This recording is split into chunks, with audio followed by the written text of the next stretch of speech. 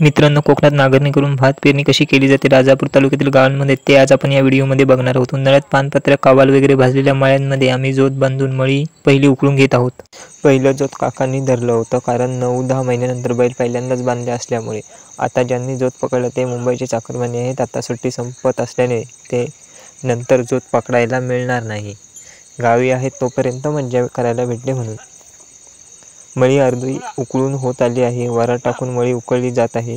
बैल दोन्ही सोग्याचे आहेत। आतून बाहेरून बैलांना एक दिवस करून बांधतो किंवा सोग्याला आलटून पालटून बांधतो। आणि मित्रांनो, असेच नवनवीन व्हिडिओ पाहण्यासाठी आपल्या कोकणी मनीषा यूट्यूब चॅनलला नक्की सबस्क्राईब करा, कारण तुमच्या सपोर्टची आपल्याला खूप गरज आहे।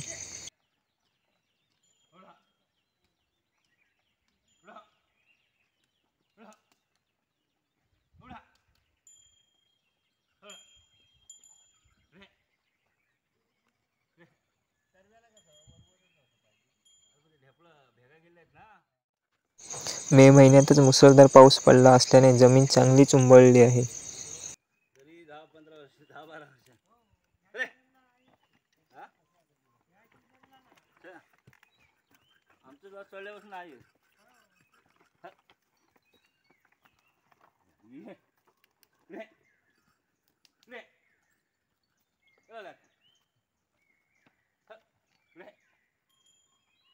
बैल कसे ठेक्यात चाललेत बघा, शिफ्टी वगैरे हलवत, मस्त छान वाटतंय बघायला।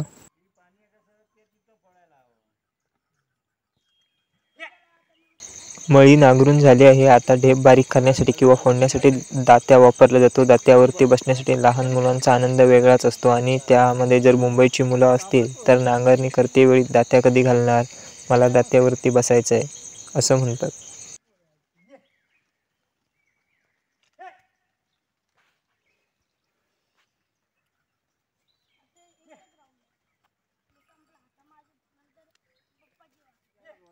दात्यावरती जोतिया सुद्धा अशा प्रकारे उभा राहून जेव्हा मळीची उकळ वगैरे केल्यानंतर ढेप फोडायचे असते तेव्हा उभं राहून बैल हाकवू शकतो। रत्नागिरी संगमेश्वर साईडला काही ठिकाणी दात्या हा प्रकार नसतो, तेथे हाताच्या काठीच्या साहाय्याने ढेप फोडली जाते असं ऐकायला मिळतं।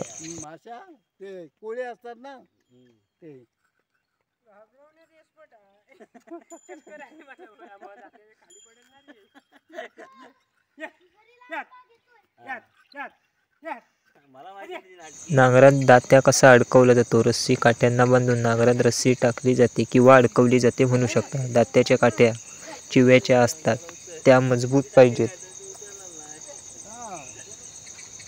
ढेप बारीक झाल्यानंतर भाताचं जे बियाणं असेल ते मळीमध्ये अशा प्रकारे पेरलं जातं।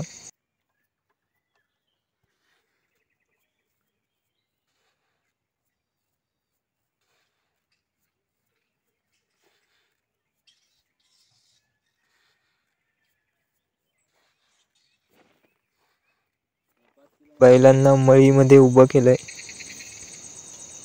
भात पेरला की मग भात मातीमध्ये लपवण्यासाठी किंवा दडवण्यासाठी पुन्हा अशा प्रकारे रिकामा दात्या आपल्याला मळीमध्ये फिरवायचा की झालं। नंतर काही ठिकाणी ढेप फुटली नसेल तिथे काठीच्या साहाय्याने फोडू शकतो आणि काही ठिकाणी दात्या नसतो तिथे काठीच्या साहाय्याने तरवा घोकवला जातो, म्हणजे ढेप फुटली किंवा भात मातीमध्ये लपवलं जातं।